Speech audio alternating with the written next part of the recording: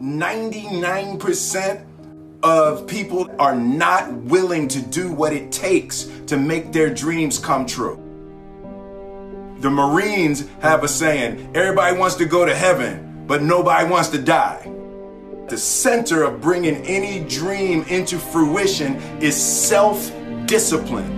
You know, something as simple as food and eating. It's not about your body as much as it is about your mind. It's getting command of your mind to be able to choose actions that are in your own best interest.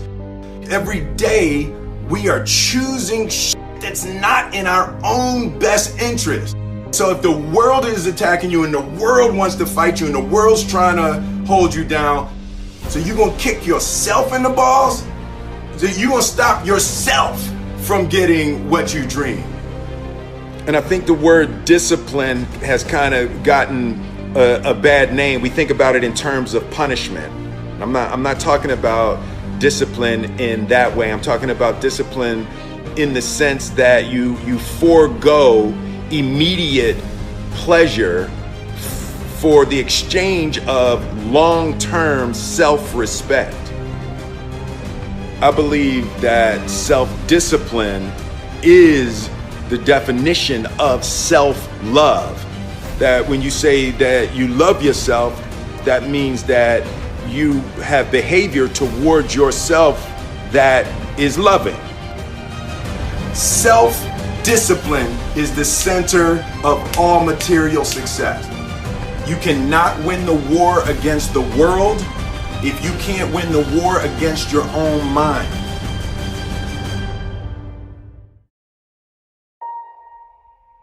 Self-love is when you say to yourself, oh man, look, I know you and that girl got a real connection. I know y'all vibe, but that's your girl's cousin. So I love you too much to let you do that. It's like you say to yourself, hey man, look, I know you want to eat that pizza and it'll be really good, you know, but I can't let you eat that, man, because if you eat that pizza, you're going to feel like shit, you know, and I love you too much to let you eat that. Self-love is, hey, look, I know you got a test on Monday, you know, and I know you really want to go out with your friends. It's Saturday night, you want to go out, but if you fail that test, you're not going to feel good about yourself. You know, I love you too much to let you go out tonight. Self-discipline is self-love. If you want to be happy, you have to love yourself, which means you have to discipline your behavior. The road to sustained happiness is through disciplining your behavior. We tend to base our self-esteem on what other people think. And that's not really self-esteem. Self-esteem is supposed to be how we feel about ourselves. And I was just saying how dangerous it is to allow other people to determine how you're going to feel about you. And it's kind of like looking into a broken mirror. You're going to look in a broken mirror and then change your face to try to look good in this defiled, busted, broken mirror. And it just, other people's opinions is a really way to determine how we feel about ourselves.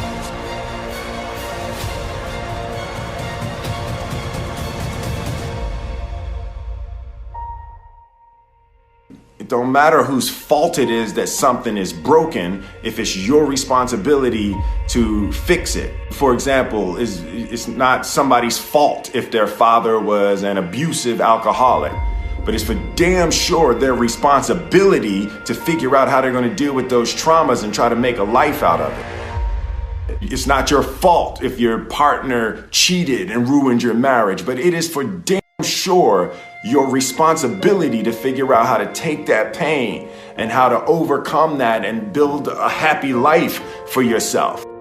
Fault and responsibility do not go together. It sucks, but they don't. When something is somebody's fault, We want them to suffer. We want them punished. We want them to pay. And we want it to be their responsibility to fix it. But that's not how it works, especially when it's your heart.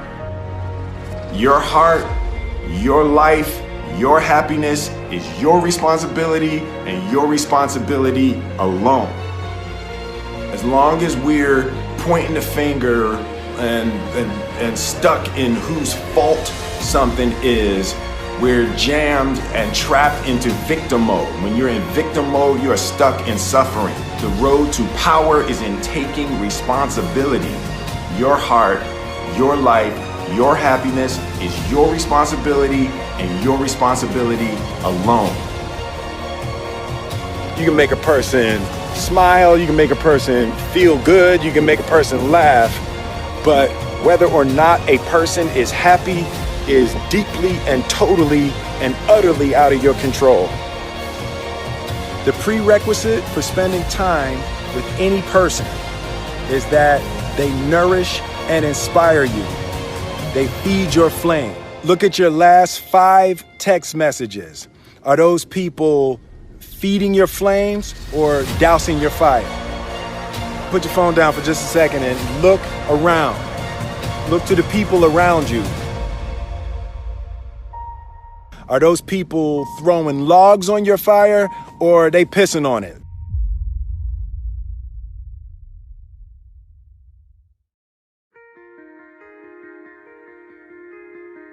I want my life, I want my work, my family, I want it to mean something. And it's like, if you are not making someone else's life better, then you're wasting your time. The separation of talent and skill is one of the greatest misunderstood concepts for people who are trying to excel, who have dreams, that want to do things. Talent you have naturally. Skill is only developed by hours and hours and hours of beating on your craft. You don't try to build a wall. You don't set out to build a wall.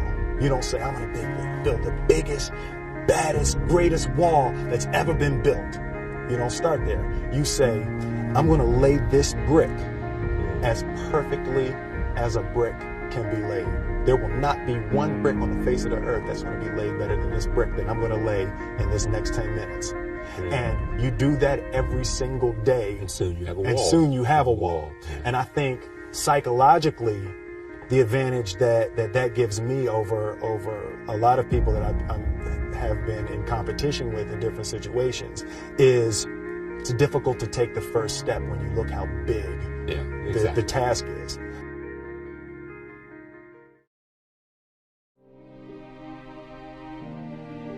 The definition of who I am is very clear to me, and it also redefines who I want to be, in that I know for a fact that I'm stronger than I thought I was.